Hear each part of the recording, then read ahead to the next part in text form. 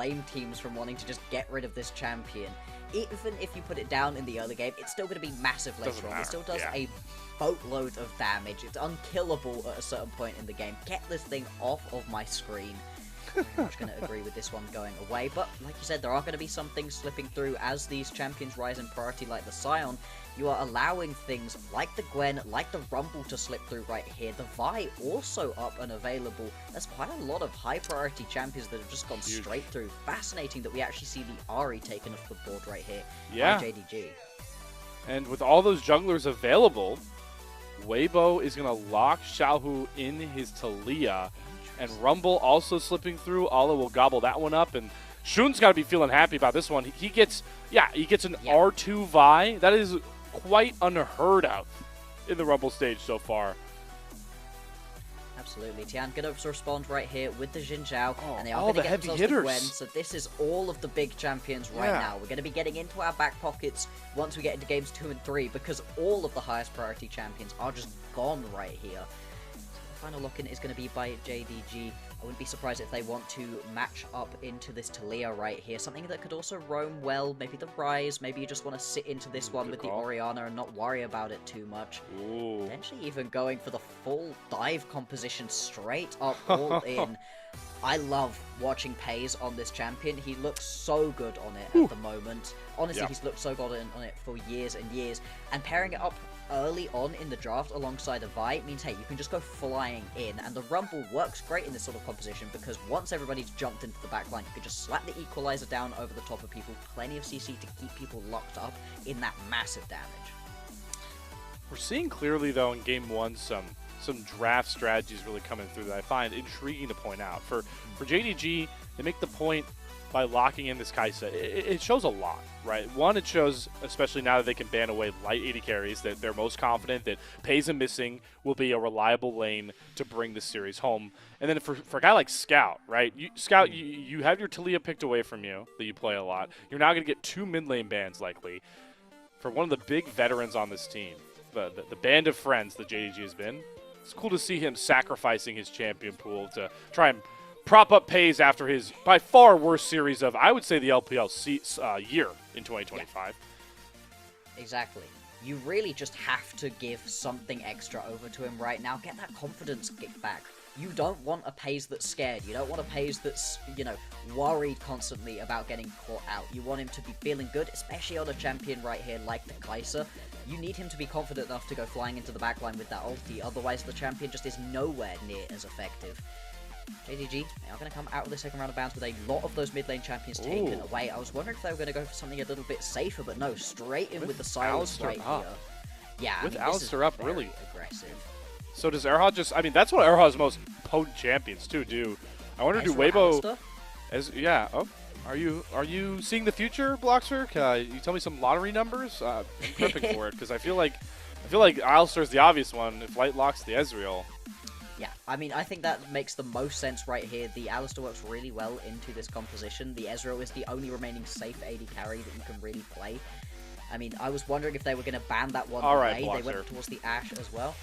All right, Bloxer, give me your 2026 Super Bowl champion right now, man, because you're on fire. Oh, okay, the bias came through. All right, the bias came through. We might not get the Alistar lock in here for Erha. He's still going to commit to it. So locking in Alistar despite the Sylas getting picked, that is going to put Scout in prime position because the rest of the, it's just going to be Crescent Guards and Unbreakable Wills all game long, but they leave the R5 to Missing.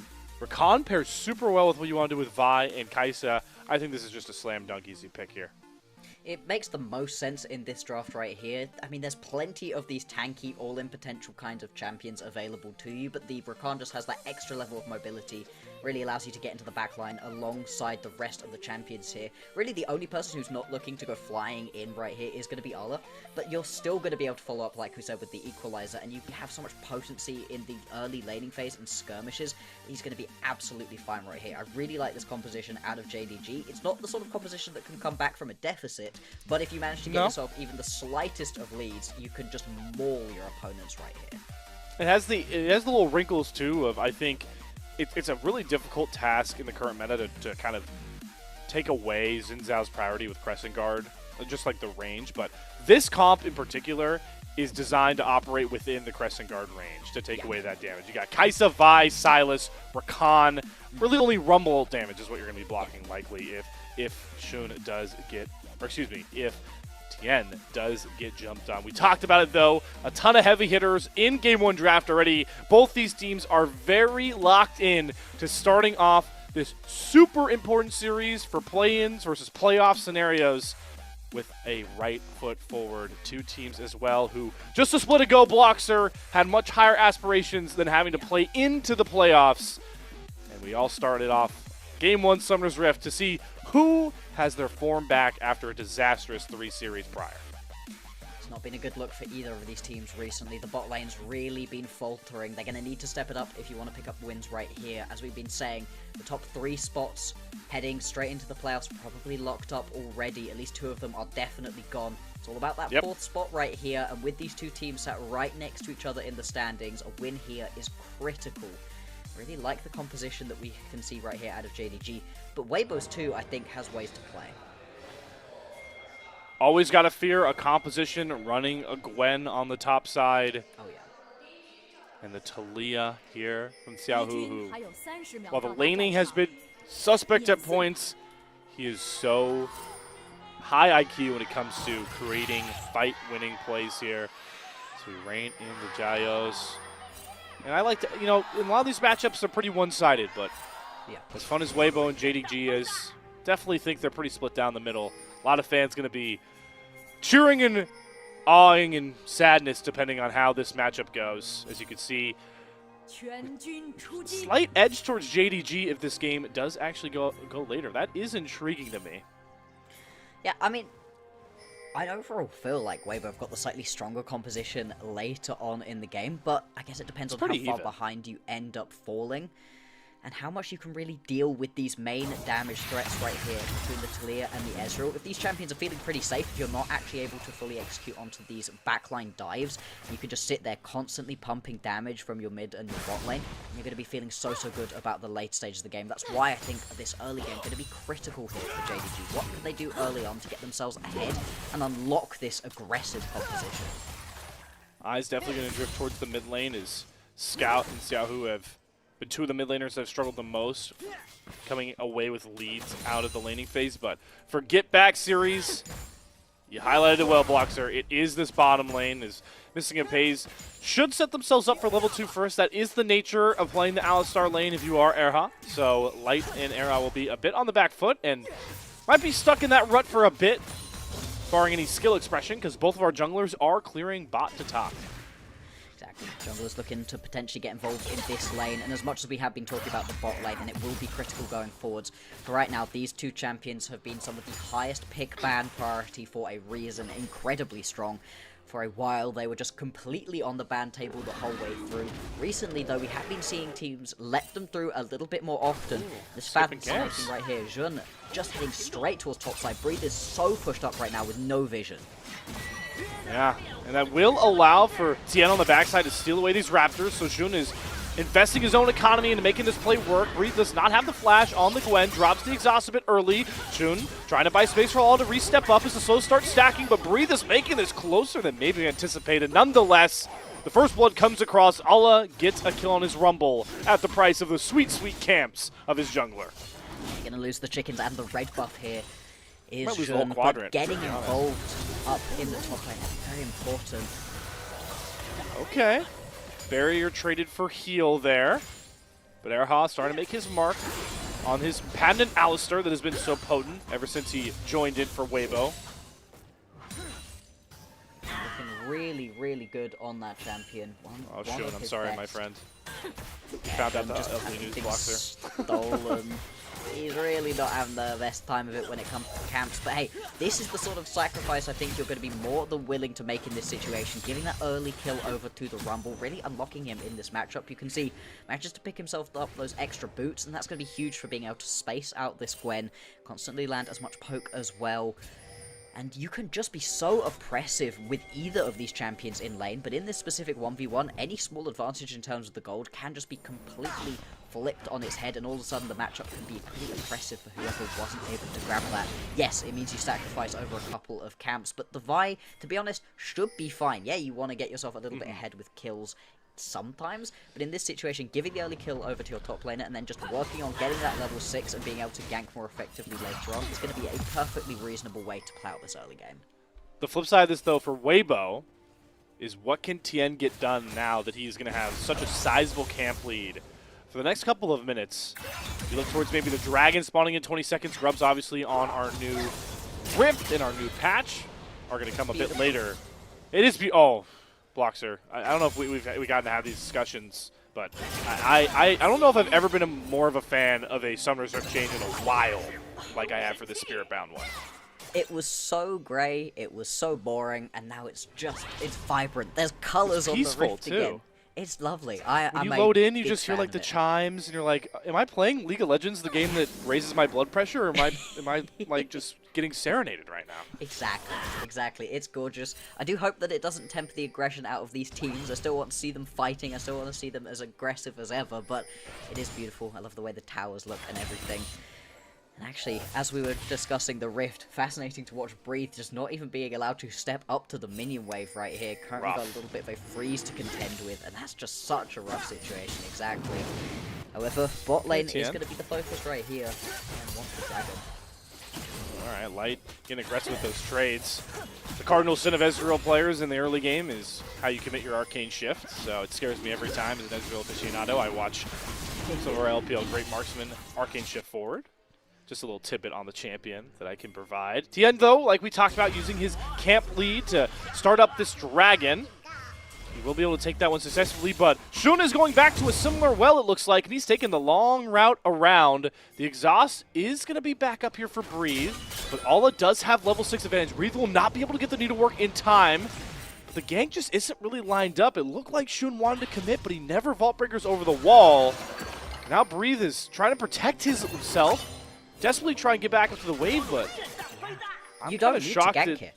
Yeah, okay. It's a pretty big freeze. That's a good call, Bloxer.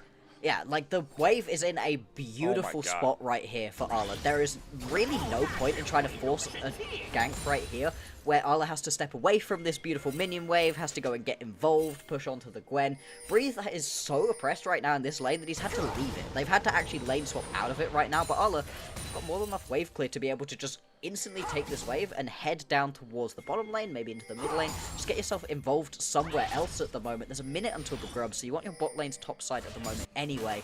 I think it was absolutely the right decision for him to just back off, go and reset, get some more camps for himself. He really needs that level 6. Ooh. Good sidestep Peyz. Like to see that we've got the clicks back in order in the early game so far. Stepping away from that seismic shove. Fancy feet indeed. It's always a fun thing to talk about, though, especially talking about the evolution of these lane swaps. Talking back to Split 1 where we were just, you know, playing roulette with who was going to end up in what lane off the rip. But I've always been a fan of how LPL teams have really prioritized sending their bottom lanes mid as like a transition period to set up for grubs and such. Just makes the rotation for these objectives so much easier, and if things don't go as planned, if you don't actually manage to get yourself over towards these grubs as quickly as you otherwise would have wanted to, you're not out of position for the Drake as well. It was especially good when there were those 2 sets of grubs. Now that there's only 1 and there's a bigger gap between them and the first Drake spawning, second Drake spawning even, it's a little bit easier overall. The rotation has come through, like we have said, and now bot lane, actually, the matchup is going to be Breathe up against Scout. That's something much easier for Breathe to be able to navigate. Without a doubt. Alla sacrificing a bit of his lead that was building to stabilize this lane and still be a threat for the grubs, but Tian, as we talked about, in a bit more of a powerful position. Full level up on Shun is going to start these grubs. Has not smited one down yet, so doesn't have to sacrifice any of the grubs just yet, and JDG are just a little bit too late on this rotation. Really no way to stop this take. And Tian is going to earn himself and his squad Void Mites going forward in Game 1. I'm surprised that we didn't see any aggression right there out of JDG. You've got yourself that equalizer. Hoarding guys already in the back pocket of Alla, so that would have done a decent chunk of damage, a good amount of slowing as well. With the Vault Breaker just about picked up the Jun, they were in a position to be able to fight that if they really wanted to.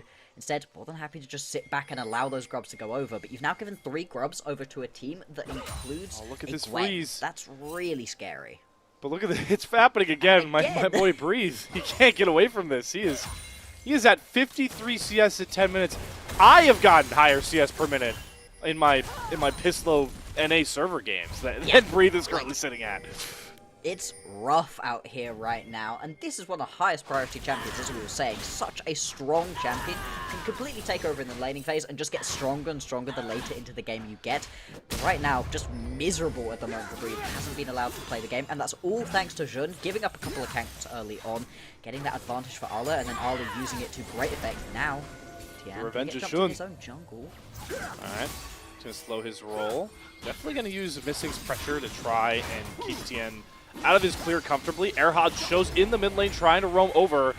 Weibo are not comfortable giving away this blue buff. We are teleporting everyone in. Sis immediately comes down as Shun tries to make the first mark. Crescent Guard's going to be the immediate response. Weaver's Wall from Xiaohu has to burn it just to get back out to safety, as there's limited vision and limited opportunities for Weibo to come in here until Erha breaks down the door, flies on in. Equalizer comes down as well. This is a messy fight, but we have flashes to burn. Erha, popping the breakable will, flashes himself out. All 5 members of JDG showing up here just to earn a stolen blue buff. Flashes to burn, and burn they do. Everybody just getting rid of this back and forth. Arla now attempting to just run Light down. No ulti. Yeah, no equalizer. Light does have flash. Immediately no, answered. Ala thinks he's got enough damage. The barrier, should it be enough? Yes, Ala knows that it's a trade. But he gets both summoners out of that sneaky Ezreal for the next couple of minutes. Man, more than worthwhile, though. I really thought he was going to just about have enough damage to be able to pick up that kill. Doesn't quite have that first item completed, otherwise that would have been one dead Ezreal. Ala now needs to be careful, doesn't want to get caught out here by Tian. Oh no, not the bush. Not the bush back. Alright, he's fine. He's all good. Without any ultis available to pretty much anybody in the game right now. That's a good point. No real worries on that one. But we've also now got a Drake spawning. This will be the second Drake picked up right here by Weibo. Tian can pick this one up.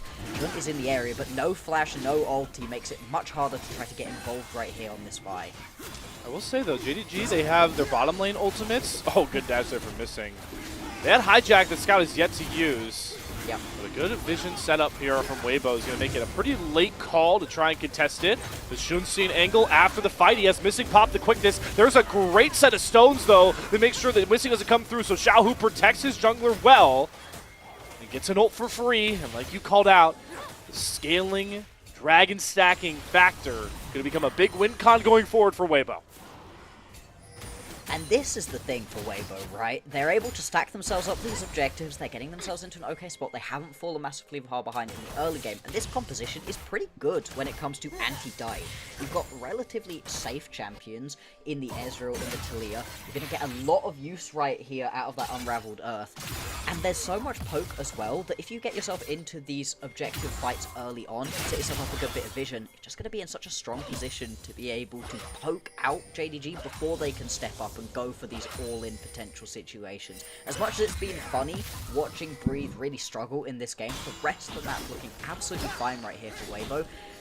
And they've got the sort of composition that they can really pay it off with. I'm glad you made that point, though, about the anti-dive blocker, because something that we may have glossed over in draft that we can call back to now is that Xiaohu locked in the Talia V1. So already off the bat, they knew this was going to happen. So JG really shown confidence that they can play around this Talia at the very least. And like you called out, the Alistar is such a pain point, the Crescent Guard. We'll see how well they can execute this dive comp. And maybe most of that comes from playing the side lanes and pick potential more, but again, that opens another avenue of conversation, Bloxer, in that side lane pickoffs have actually been the bane of a lot of JDG games recently. Yeah, that's where they've been really struggling a lot. Specifically, Peyz has been getting caught out quite badly, Scout as well. So again, they're fighting over red buff now? Buffs. Blue buff was first up. Red buff, all right, doesn't get the same action, but it's Shun stealing away another buff, so he's slowly working his way back in the camp differential, but it's still sizable. It is 20 CS going to be the disadvantage right now for Jun, but still, it has paid off quite well because you put your top laner so far ahead to get yourself a pretty good advantage overall in this game. Now, looking to steal as much of this away as possible. Peyz was also able to pick himself up that red buff as well, so he's going to be in a very strong position to just sit back, get himself as much farm as possible. As we can see, those first items are now coming through. Seeing He's okay. Just gonna have to jump over the wall. He does get a little bit delayed on his reset, which is not ideal because we've got 50 seconds here until the Herald's going to be spawning. Do have some item breakpoints coming through, though. They're going to be really integral, especially for the JDG side. With the Sundered Sky, the Liandry's done for Alla, and the Yuntal, which is going to be completed. I'm curious to see if Light gets the Trinity Force done here on this back. He does. Yeah. So that's pretty big for Light. Ezreal is talked about as a scaling champion a lot because his first two items are pretty expensive and integral to his damage output. So matching the Triforce with the Yuntal is pretty big for Weibo. Absolutely. Having that available to you, it's just so much extra damage that you can be putting through. As we've been saying, right, it's all about that poke before the team fight starts to stop that dive from looking anywhere near as juicy for JDG. Scout and Breathe both going to be in the bottom side. Both have got that teleport available to them if a big fight breaks out right here. Missing. Oh, it's just ever aggressive some of his positionings. Another pain point for JDG right there, just not respecting Xiaohu. And the seismic shove burns his flash, which isn't integral to the Rakan kit, but definitely always pivotal in major fights. Is we got a Brawl block it down on the bot side here. We got a Hijack need to work, a Real need to work, an Exhaust, so much action, but it's going to be Scout bodying the Breathe that's been starved of resources all games long. Yeah, unfortunately, Breathe just doesn't win those at the moment, and now you can go take that quick reset and teleport into this fight as Scout if you want to. He's going to be in a very strong position to be able to fight back. Okay, missing, gets away from that seismic shove. Shun starts up the Rift Herald, banking on the 5 versus 4 matchup, which they do get as Scout teleports himself in. Does not have the Hijack available for the Unbreakable Will. Are Weibo willing to commit for this Rift Herald? A man down. Breathe does respond to be able to teleport himself in, but missing once again. Caught out early by Xiaohu. Seismic shoves him nearly to death. Now Shun gets jumped in. He's alone in the pit, but he's going to smite home the Rift Herald. Don't think they're going to be able to collect the eye here as Scout and Shun are going to have to dash themselves out over the pit, but another great seismic shove. Xiaohu is setting up so many kills, but Scout is going to be able to get over the wall thanks to that Hijack finally coming up in the bane of time. That's such an odd decision, actually. I think Scout probably should have just gone and taken the death. Dash in, pick yourself up the Rift Herald. Otherwise, what were you wasting your time there for? Really, the only good thing about that play was that you were able to pick yourself up that kill in the bottom lane. Beyond that, you kind of just use that teleport, don't really get involved. The teleport does come out of Breathe, but now Weibo, they're going to have to fast track down towards this Drake. It's going to be their soul point picked up, and it's just melting through. I don't know that Jun's going to be able to get in to even try for a steal. Not a lot of ults come in for JDG in that last Rift Herald fight, but Shun gets caught by guess who again? Xiaohu with the seismic shove, pushing Shun away from the Drake, but he's going to try and fly with the cease and desist. Might fight 21 HP. Who wins it? It's Tian that comes away. Shun goes for the re-engage as a two-man vault breaker, but Light is able to slip on out. And now it's Weibo trying to get out of the pit, or maybe not as the turn comes across. Two-shot barrage, ranks over 3, missing far too low. Can Breathe find the kills? No, he falls just a couple hit points short. But still a resounding win for Weibo. They have Infernal Soul potential at just 22 minutes. Yeah, this has been incredibly accelerated when it comes to the Drakes. Well played from Weibo. It's a little bit of a mess. You called it out perfectly. Not a lot of those big ultis have been used during that initial fight. But even with the big matchup ultis, I want. The Elder Statesman going blow for blow. Unfortunately, Scout is kind of making it easy on Xiaohu. He takes a turret shot. He's already about half HP, but you know the Silas can heal on up. Xiaohu, though, has just been so locked in as he lands another seismic shove. And the General claims an Elder Statesman of the LPL. Oh, that's such a bad death to give anywhere near that far in that situation. Have a look back at the replay of this one. Paused up. Oh, 21 HP. Wow, that is, whew, as close of a margin as you are ever going to get there. Shot barrage also hitting its mark. Xiaohu, I don't know if this guy's missed a W yet in this game. It's really set up some of the, to burn some of those flashes, and also now starting to really claim the kills as he gets the Seraphs done. Going for some sort of combination of the Haunting guys as well. And Alla, well, all that was going on the bot side, will grab this top lane tier 1 turret. The first one for JDG, who definitely have a lot of ground to make up, despite how close the gold seems to be. Absolutely. Really need to get themselves ahead right? Yes, you're very close when it comes to just the straight up gold when you look at it like that, but the extra stats that you're going to be getting through these Drakes, the fact that your composition very aggressive needs to be in a good spot. You need to have enough damage available to you that when you go diving in, you can just one-tap Xiaohu or Light or Tian or someone, you know? You have to be able to just get that kill very quickly, because in these long, extended team fights, that's where you're really going to get a lot of use out of this Ezreal or this Talia. You don't want to allow that to happen. The burst potential, the dive threat for JDG. Blocks are, we're going to be 20 minutes in, and it's safe to say that that comp that they made clear they wanted to play through in their first 2 picks on red side, we really haven't seen it materialize yet. No, they haven't been anywhere near as aggressive. I think part of it is, as much as we've been praising Jung for his early pathing that has made Breeze's life pretty miserable during this game 1, has really put Arla and Scout in a good position overall from being able to freeze onto him. It put him so far behind that he wasn't really able to get himself that level 6 early enough to use it during the laning phase. He was never able to use that Vault Breaker onto these ganks, and it meant that you weren't able to get as far ahead in either your lanes or just in and of yourself for Jun. It's really not been the ideal early game for him so far. We'll see if he can turn it around now during these team fights, but it really is that ganking laning phase where the vibe really shows up. Gotta give more credit over, though, to Xiaohu, who's, well, you know, hovering around about 50 CS up. He gets the Liandry's done in his own pocket as well. Clear item advantage over Scout. As JDG start to try and turn up the tempo a bit here by going for a sneaky Atakan. They've got Peyz and Ala here alongside Shun, so those are the 2 main damage dealers, and Tian is on the wrong side of the map for this. Good read by JDG.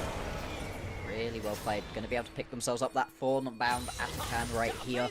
And JDG, that's going to go a long ways towards putting themselves back into this game in terms of those just the extra stats that you get from these objectives. Now you can see a big push going on, but there is a response from JDG. Oh, it's Xiaohu again. I mean, Missing doesn't even get to move. When he gets the quickness out, he's already 10 HP. Gets 0 value out of that recon. And now Xiaohu dropping the Waver's Wall, trying to provide more space for his team. Scout gonna hijack that Crescent Guard to block a lot of the projectile damage coming through.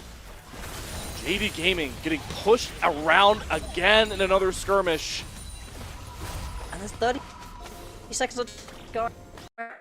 Point right here for Weibo. This is exactly what they want to do. This is not the time to be dying right here as Missing.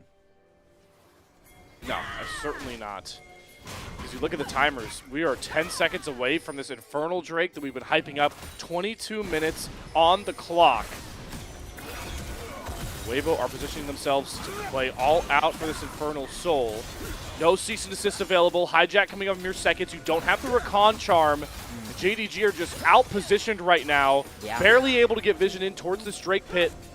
I mean, do you start having discussions of sacking this? It sounds crazy, Bloxer, but how do you fight it? You're right. How do you fight it right now? You've got none of these big objectives available to you. You have to play for this one. Where's the ultis, though? What do you do? All right, Weibo, at the same time, we can't let ourselves get cornered here and let Shun just walk up for a 50-50. Are we really just going to gamble an Infernal Soul that will really change the game here? No, they're just going to jump on Tian and pop him. Oh! Shun slides in, secures the dragon, and starts the turn back for JDG. They've gotten all that they've wanted. They knocked down Tian, they find the dragon, they stall the game out. There's no reason to push the luck any further. Peyz with an excellent flash right over Erha, who is dizzy with the plays from the JDG AD carry, and now all hell's breaking loose. Cease and desist down. Xiaohu cannot survive the equalizer. Breathe next to fall. Here comes JDG Gaming. Sweep home an ace. This is what we wanted to see from the bot lane. Peyz feeling himself right there. Beautiful flash to be able to get himself in onto that one. They steal away the dragon. They stop it from being sold point. JDG, they are back. Just like that, one fight. And I really want to look at a replay from this because things got so hectic when that dragon got low, and I really want you to block, so you take us through this. Watch Tien's decision-making here with the bear. That dragon's so low. They just do a terrible job right here as Weibo of stopping Jun from being able to get in onto this one. And then this moment. This is gorgeous right here from Peyz. The timing on it, the reaction speed to be able to go for that one, and the second that you manage that, you get rid of the Alistar, that's so much of the anti-dive taken away that you could just go flying in right here. This is Peyz feeling himself. Oh. Now without the flash. Wait, he's fine. Herald. He lives that. Herald, yeah, he only headbutted to get the pulverize down. Missing. Leandri's burn him. No, the slippery Rakan gets out as well. Once again, Peyz finding the first critical kill. Now JDG looking to carry that over for more. True shot barrage hijacked there by Scout. Hits on a Tian, who once again on a blinking health bar. But JDG showing some real resolve right now. Not looking to press the issue and throw the lead that they've garnered for themselves in the last couple of minutes. Yeah, this has been a complete turnaround. JDG, they've managed to get themselves back into this one massively. Now they're going to be up by about 3,000 gold. This is what we wanted to see, right? Better at this point than never. And to be honest, right here with those 2 items completed on some of these main carries, this is the point for JDG to be able to really pop off for themselves. We've now got the Baron spawning. Just 10 seconds until that one's going to be available on the map. And you're going to really need it to be able to crack open these towers. There is so much wave clear available on Weibo that if JDG want any hope of being able to do that one, please. Oh, just this headbutt. That is a kill if the full combo comes across. That just so rough right there. And we've been talking, right, about how some of these bot laners haven't been looking so hot. Missing, I don't think he's been having a great game either. Very tricky to play the Rakan into this Talia, as we did highlight, but clearly JDG were happy about it. As we said, right, it was the B1 Talia. They knew this was going to happen, but at the same time, also not been having the best time either. And that missed combo, the missed quintessential combo of the headbutt pulverize with Alistar, that's a rough one to just not get that kill. You pick up that kill onto Peyz, all of a sudden you're the one taking a tower in the mid lane, you're the one taking a tower top lane and setting yourself up for this Baron. The same pain point that also really hurts Weibo going forward is part of the reason we liked their later game was going to be this Gwen, but I mean, Breathe is just so out of this game right now. We're 26 minutes, he's level 13. It is just going to take, he's 2 items, but it's still a long road for this Gwen to be able to be the hyper carry to finish off a 35-40 minute fight. You need to still be respectful of this Gwen. Like I said, with the 2 items completed, if you step a little bit too close as Peyz or Ala, you do just instantly die. That is the point at which this Gwen has gotten to. But if you're able to space out even semi-okay during these team fights, it should be absolutely fine to just not have to really worry about what Breathe can do. It's been a really rough game for him. In Game 2, no matter who wins or loses, we're going to be looking toward the top lane to see if he's able to have a bit of a bounce-back performance. For right now, though, respect towards the Gwen, but don't worry about it too much. There's other members of Weibo that are going to be far more worrisome for JDG. They're going to be really looking towards Light and Xiaohu. Those 2 are hitting pretty hard at the moment. Got the Morlana done on the Israel. That's the big first jump. Definitely a good call out there, Bloxer, but we talked about the pain points for these 2 teams in the recent series. We already saw Weibo have some trouble with decision making around that Soul Dragon, but here is where JDG have struggled. Inside lanes, getting picked off, but maybe they're going to get their ailment, the right medication, by just slamming their side lane picks themselves. All the teleports just in time and help Scout push that solo kill over the brink and threaten bot lane tier 2 with ease. This is exactly the timing that you want to play this one around. Like you said, you can go threaten onto that tier 2 top bot lane, but you've also got yourself the next Drake spawning up. JDG, they're going to have the fast track over towards this one. Do you want to fight for that soul as Weibo in a 4v5? I don't know if the answer is going to be yes for them. There's going to be no response whatsoever. This is now going to be 2 dragons in a row that you're going to be able to pick up as JDG. If they're able to keep going with this one, imagine the 4 Infernal Drake soul for JDG here. That would be crazy. That would be awesome for us to see, terrifying for the Weibo fans watching along here. Really impressed by how JDG are taking these timers on these pick plays. Xiaohu setting up for the longest cease and assist you'll ever see, but it's okay because it's a dive comp with Kai'Sa's Peyz. He flies in with the Killer Instinct with the Blast Cone mishaps, rearing their ugly head. Shun went for one hell of a roller coaster ride, and it ends with a gray screen, courtesy of a little Blast Cone. Oh, losing to Infernal Rift right there.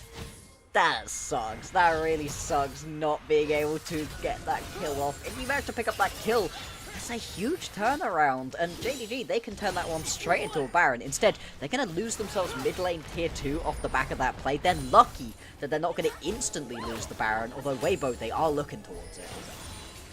Shun, about 15 seconds till he respawns. have the smite advantage. Tian's going to make the call. Weibo know this game is really faltered out of their control. They're looking to even it up with the purple banner. Although going to commit the equalizer. Once again, Tian is the victim that goes down. Half HP already, but they do end up catching Scout, diving in a bit too early. The stasis is going to buy him some time, but Breathe finds the shutdown. The timing for JDG just not there without their jungler. And it gives a big gold influx to that scary Gwen. They managed to stop the Baron from going on over, though. Get Jun back out onto the map. It does mean they've just got these disjointed timers at the moment. It's constantly 40 seconds without one of your key members. JDG, they haven't been clean recently. This game's been looking a lot better than it was across the course of the last week, at least. Oh, please be cinematic. Back at this one. I mean, please it's hilarious. Yeah! Yes. Whee! Look at the blast code. Look at the blast code. Oh my god, Shun did it to himself! Yeah. Oh, alright. I don't feel as bad anymore. That's worse, right? Losing to blast code that you proc? Yep. Oh, it feels so rough on that one. Hilarious. One of the best moments that I've seen in a while. Really unfortunate for JDG, but it doesn't cost them the big purple one. That's the big objective they would have been worried about losing right there. The towers already falling for those tier 1s, so getting those tier 2 down very much going to require the Baron. Weibo, they've got themselves the priority on towards this objective at the moment, got themselves all set up in the river. Now they're going to fight over the mid lane priority as well. Taking a look at some of these big items that will play a factor in the inevitable fight we're going to get. We have 4 golden modes, as I like to call them, available for both our top laners and mid laners. We'll see how those are used to really sway the fight. Got the armor pen coming through for light. This Ezreal gets the 3 items, but Peyz still just so far ahead of the cut compared to anybody. Has the BF sword, maxing this full AD Kai'Sa. Interesting little wrinkle, but I like it given that there are 2 AP solo lanes. Yep. Not blue buff again. Where have I seen this before? Yeah, good call, Bloxer. Are we going to fight with a blue buff? All right, Tian smites it home this time. They do commit the Weaver's Wall to make sure JDG are a bit disjointed. Light trying to step up, use that Ezreal range. He's going to arcade shift after Peyz. He's flashing after Peyz. Light wants Peyz's number, and he nearly finds it as the Essence Flux Mystic Shot connects and nearly cuts down Peyz. The Kai'Sa with a blinking health bar and another window for Weibo to try their hand at Baron. Peyz has to recall alongside missing. JDG again, they can't decide what they want to do. They don't have their AD carry. The equalizer comes down from Allah. Shun is going to have to steal it. Can he get it? No! Tian secures the purple banner, and now they're fighting without their AD carry. Peyz has to stay on the front end of the fight. Allah goes into the stasis, but Breathe has finally arrived. This Gwen started to do some serious work, but Scout buying so much time, his health bar just will not disintegrate, and just like that, Scout pops Weibo. Nice Baron. See you later, WBG. Ace again to JDG. And that time it was all Scout right there. The amount of healing that we were seeing out of the Sylas was crazy. Was just sat in a 3v1 for so long, buying time for Peyz and Jun to be able to pick up the kills on the backside of that fight. Managed to finally get through the Alistair with the Unbreakable, turn it around. This has been a real pop-off performance right here. The Sylas been looking great. The stolen ultis so good. Have a look back at this one, because Jun gets into the pit right here. He is available for this smite. It's a straight up 50-50 smite fight. Jun is just knocked up, pushed around at that moment, isn't quite able to play this one, but just eyes on Scout. Look at him. Look at him. Stole away that Unbreakable and is just sat there amongst 3 people, healing so much resistance from the stolen ulti as well. And it buys more than enough time for the rest of the members to get involved. Like you said, Baron was picked up, but there's not going to be any Baron power play, and in fact, the next trade goes over as well while we're in that replay. Yeah. There's no way to contest. Now, so a point for both of these teams. Oh boy. Yeah, that's a little bit of a BM stat there, LPL. And he throws up the Baron power play stats, minus 218 gold. Never going to feel good when that's your Baron play. It's truthful. Just if Weibo, if that Baron play was the marker of who wins this grudge match in game 1, yeah, Weibo. I mean, Peyz was 100 HP before that Baron take came across. Yeah. The 4-item Kai'Sa, 100 HP, and you not can't even with win a ton Baron of fight. healing in the kit either. This isn't a BF No. sword. There's Kai'Sa. 0 lifesteal. Yeah. 0. And just is able to weave his way around the edges of that fight. As much as I'm going to say that was a well-played fight from Peyz once he stopped getting chunked out, big question marks around Weibo. You can't be allowing a Kai'Sa that's that low health to still deal that much damage in that team fight. Yes, the Sylas is very tanky and is doing a decent amount of damage, but if you turn around and go try pick up the kills onto Jun or onto Peyz there, then maybe you eventually win that 1v3 once you've got that Alistar ult gone off of the Sylas. I think the teamfight decision-making from Weibo has just been really suspect recently, and you're seeing it come to fruition in this game. It's the real pain point. There's still ways back into this one. They can survive and hold out these pushes with, by the way, Baron going over to Weibo means there is no Baron waves, and they're going after Allah. Here's the problem for JDG of recent. They can't control their side lanes correctly. Right on cue, Allah falls. Breathe gets another kill. This Gwen now up to 3 items. Breathe is starting to get to the point that we thought he'd never reach in this game. Very much going to be dealing a lot of damage at this point. With that Zhonya's as well, a little bit of extra safety for the Gwen alongside that Hallowed Mist, so going to be pretty tricky to actually kill onto this champion. The thing I'm watching at the moment right now is going to be Scout when he heads back to base next, because look what's in his inventory at the moment too. Rabadons. Rods. Yeah, Rabadons. Well on the way. Not sure how close he's going to be able to actually pick that one up. But once it comes through, this Sylas going to be healing so much through the Riftmaker. The safety as well of that Zhonya's, plus all of the damage available on the kit as well. Going to be insane. Speaking of survivability, as the tier 2 top lane turret is the real prize for knocking Allah down as he responds in mere seconds. 2 GAs on the dive comp. Boxer. I am intrigued to see that. I wouldn't expect it from the comp that is kind of banking on the first big burst. I think the way that these fights have been going, though, has been a little bit longer, a little bit slower pace, because Scout's managed to get himself so far ahead. It's working out for them decently well, and so I can understand, actually, just wanting to be able to get that initial bit of engage, but then unlock Scout and Peyz to be able to go jump in as that second round. Right. Deal that little bit of damage. You don't have to worry so much. Peyz and they can just come back to life a little bit. And actually, hang on. Scout heading back to base right now. Let's see, does he have it? To imagine so. They complete it. 4 item Scout on the Sylas. So cool to see in this game that has been marred by some big mistakes on either side, that we started with Xiaohu and having such a prime early game on this Talia. And now it's Scout who has taken over the game. Like we talked about, the mid laners, the big selling point names on both of these teams who, on paper, face value, going into the LPL, thought we would expect them to be contending for titles, or at least forcing themselves into top 4 discussions. Yeah.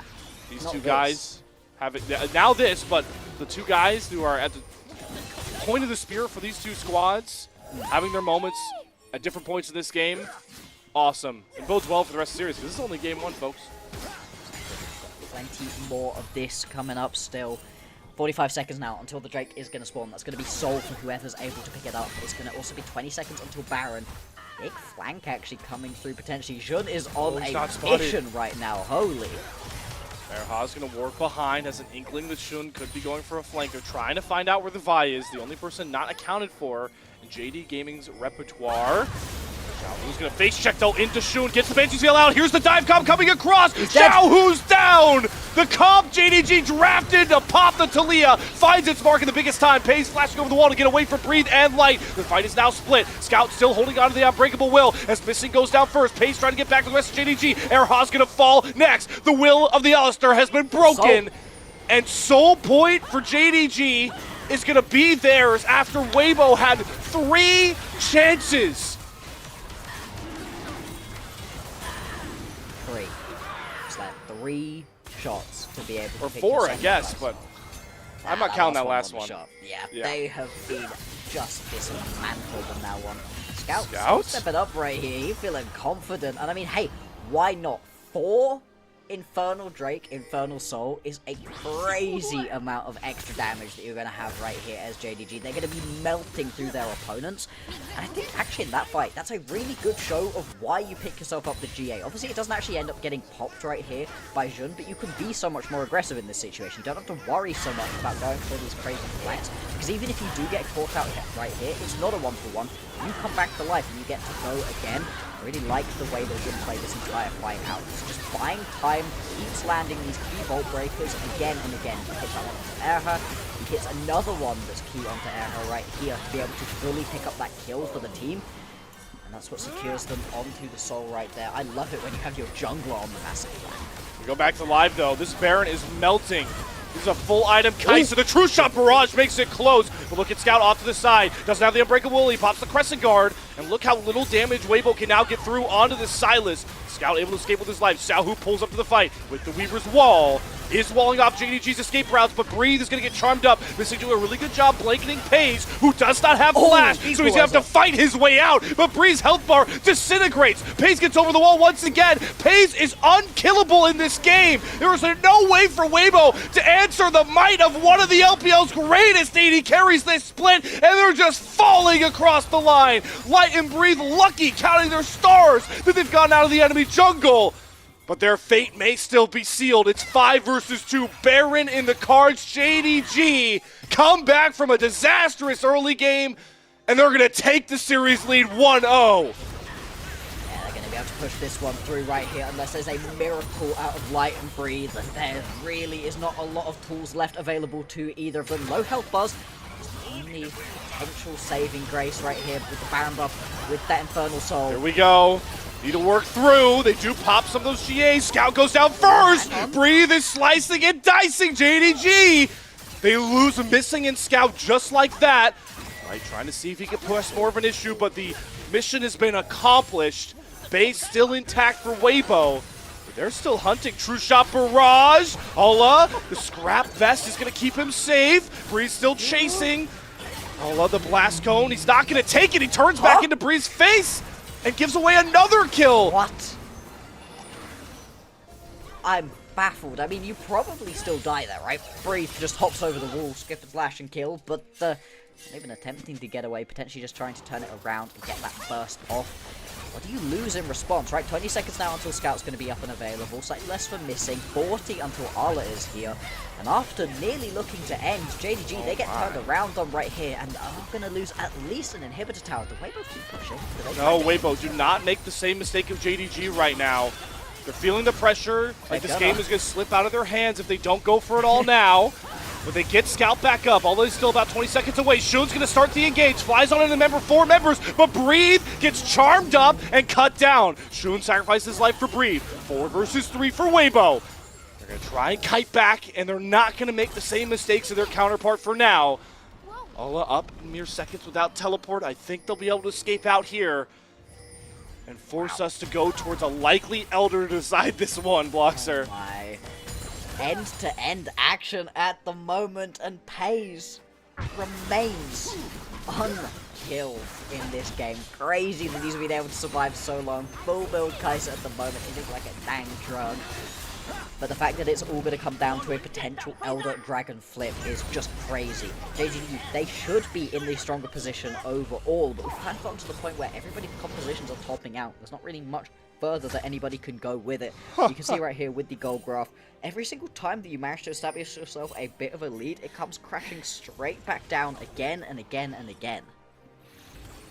And the gold, it means nothing by this point. You can see across the board, there's a ton of full builds coming through. 3,000 gold at 42 minutes is the equivalent of the 500 gold lead that JDG tried to hold on to in the early game. Exactly. Really, it's not been any big differences between these two teams. JDG, they very much felt like they've been in the driver's seat, and recently has been the case, but they've never been able to fully peel away with this one, and we once again get to see the bad decision making rearing its ugly head for JDG, pushing towards the end, not quite able to do so. With them losing out onto that mid lane inhibitor in return, it means they don't even have that nice easy pushing lane to constantly think about. Make it so it's harder for Weibo to step out of their base and be a neutral play state again. 40 seconds now until this Elder is going to be up. Whoever picks this one up should almost certainly be able to clean house, win this game. Such a critical moment right here in game number 1. We called it from draft with all of these high-profile champions packed into one game. The stakes for these two teams, two organizations in Weibo and JDG, who have a ceiling of competing for an LPL title, found themselves in the muck of the middle of Group Ascend with limited series to go. How impactful is this one game going to end up being? How impactful is this Elder Dragon spawning in 10 seconds going to be? But right now, it's all about the mid waves. The priority there. 3 loyal caster minions. That's what Weibo are bringing into the JDG base, and they have successfully pulled all of JD Gaming off the Elder. We thought it was going to be the Elder, but are we really just about to show down the base? Yes, we are. Equalizer through. Shun flies in. Xiaohu's health bar is eviscerated. He's popped just like that. Allah and Shun combined to bring the might home. Peyz has the GA. He'll fall, but pop right back up. Who needs Elder when you've got Shun and Allah to bring you home? Ace, that's it! JD Gaming, 45 minutes, they will stamp themselves 1-0 up in this series! There we go, it was hard fought, it was not easy at all, but finally going to be able to pick themselves up the win. Our JDG, the death time was way too long right there, and Weibo, they try something. They don't think they're going to be able to win onto that Elder, they don't want to flip it. And instead, they just get caught out. As much as it's exciting to see Peyz unkilled throughout this entire game, it is that equalizer out of Arlo that wins the fight. It's massive, straight across the backline, deals so much damage. It's just going to be the game picked up nice and easy right here for JDG. It takes 45 minutes, but they're going to be 1-0 up. Whew. This series already is not disappointed. One game through, we start off like that. And while, you know, Bloxer, we came in here, you know, validly so, pointing out that both these teams had some issues in their late recent series, and we did see those very clear issues on both sides pop up in this very game. Coming off the back end of it, we all had a blast, right? Except Weibo fans. I'm sorry. You've got some time. You've got some time. I mean, if you're a Weibo fan, right, you had some fun. There were moments, right, throughout that entire series. In the end, definitely going to be a lot sadder. But I feel like what we were talking about pre-game really came to fruition. We really got to see it in front of us in this game, right?